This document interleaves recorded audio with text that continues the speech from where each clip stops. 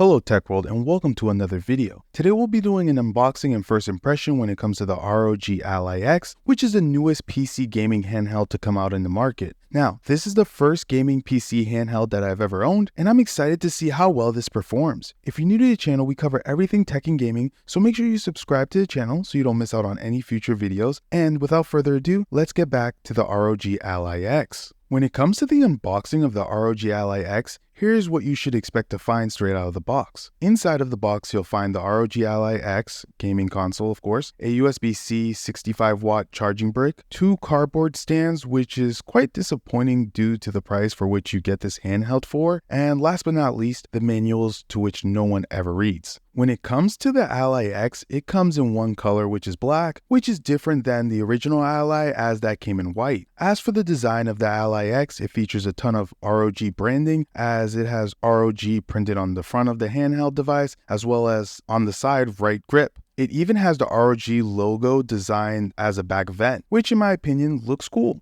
As for the build quality of this device, the ROG Ally X feels premium and well built. It definitely does not feel cheap whatsoever. In terms of its ergonomics, the ROG Ally X feels quite comfortable in the hands, to which I have no issue using this device for long periods at a time.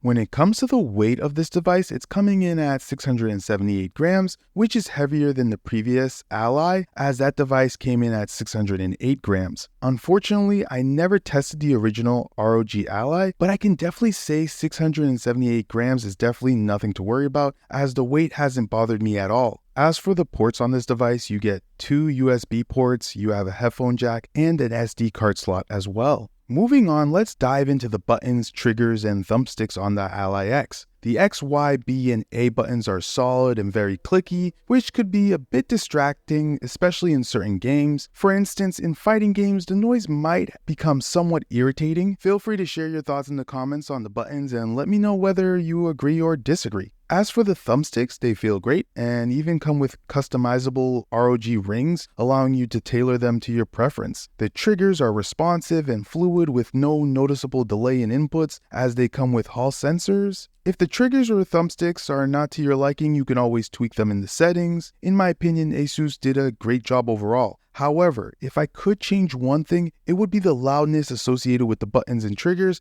As for the back buttons on this device, they can be programmed and assigned to any function you choose, though I haven't assigned them to anything just yet. As for the display, the Ally X features the same 7-inch IPS LCD screen as the original ROG Ally, with a 16:9 aspect ratio, 1080p resolution, and 120Hz refresh rate. While the screen can reach a brightness of up to 500 nits, which in my opinion is good, it still falls short when used outdoors on a bright sunny day, especially due to its glossy finish that causes significant reflections. The colors on this display are vibrant and vivid, and the sharpness of the 1080p resolution that I truly appreciate. However, for a device at this price point, I would have preferred an OLED display for those deepened blacks, but hopefully that is a feature we get in future iterations. As for gaming on this device, the ROG Ally X has been an absolute blast. This device, equipped with AMD's Ryzen Z1 Extreme, takes the experience up a notch with 24GB of RAM and a terabyte of storage, an essential upgrade considering the increasing size of modern games. Additionally, the Ally X features an SD card slot, allowing for expanded storage if needed. I've had the chance to play demanding titles like Marvel Spider-Man and Red Dead Redemption 2, and the ROG Ally X handled them pretty well, delivering smooth gameplay and stunning visuals, especially when fine-tuning in-game settings. The device offers 3 different performance profiles, which are silent mode at 13 watts, performance mode at 17 watts, and turbo mode at 25 watts on battery or up to 30 watts when plugged in. Each mode provides a tailored gaming experience, allowing you to choose the right balance between power and efficiency. As for the command center, this is your hub for customizing and adjusting the device's watt output to match the demands of the games you play. You can set FPS limits and enable the real-time monitor, which displays an FPS counter during gameplay. You can also adjust the screen's brightness and speaker volume, but beyond these features, the command center offers a wide range of tools, making it an essential resource you'll likely use frequently. This overlay is quite simple and should provide you with a smooth experience. Now, let's dive into the Armory crate. This is the hub where you'll find all your games, platforms, and more. On my ROG Ally X, I have Steam, Epic Games, Ubisoft, Xbox Cloud Gaming, and Xbox Game Pass. When you boot your ROG Ally X for the first time, all of these are included except for Epic Games, which I had to install separately. The Armory Crate also offers extensive customization options, allowing you to adjust app size, position, and other preferences. For those looking to fine-tune their experience, you can also explore the settings to personalize your operating mode to suit your needs. Now, the ROG Ally X is a gaming PC that includes Windows 11, which means that you have a full-blown PC in your hands that is not only able to play the latest games,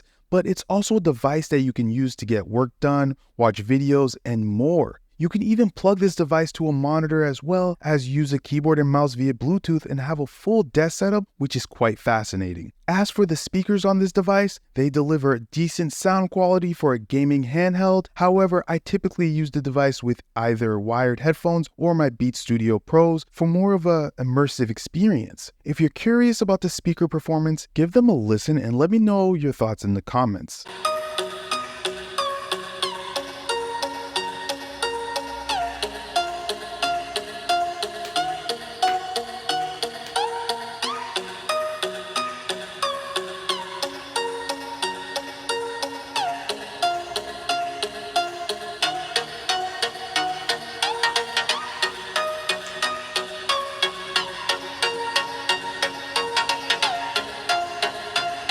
Now let's get to the battery on the ROG Ally X. This battery is quite impressive as it comes with an 80 watt hours battery, which is the largest battery as of right now to be put into a gaming handheld. What does that mean exactly? Well, it means that the Ally X battery is double that of the original Ally, but not only that, but it means you'll have more time to play some of your favorite games on the go. When it comes to charging, as mentioned earlier in the video, ASUS provides you with a 65 watt battery charger, but what's great is the fact that the ROG Ally X offers up to 100 watt fast charging, so if you're like me and you have a huge Ugreen power bank that can charge up to 140 watts, then you should be able to get your Ally X charged from 0 to 100% quite quickly. Overall, my experience with the ROG Ally X has been amazing. It has really impressed me to say the least. Who knew so much power could be packed into such a small device? The ROG Ally X boasts a great processor, amazing battery life, a bright and vibrant 1080p display, and the ability to reach up to 120Hz refresh rate. What's not to love about this device? Yes, I wish the ROG Ally X came with an OLED display, but that's more of a want than a need. In the end, it doesn't affect my gaming experience in the slightest. If you're looking for the best gaming PC handheld, there's no better choice on the market. The ROG Ally X offers a lot, but with that, it comes at a steep price of $800. So is this device worth it? Well, if you already own a PC handheld device like the original ROG Ally, the Legion Go, or the Steam Deck OLED, then no, I don't think it's worth spending $800, as the upgrades in the battery or performance aren't significant enough in my opinion. But if you're in the market for your first gaming PC handheld and have the money to spend, then you should definitely buy this, as I think it's worth every penny. As always, Tech World, it's been a blast, and I'll catch you guys on the next video.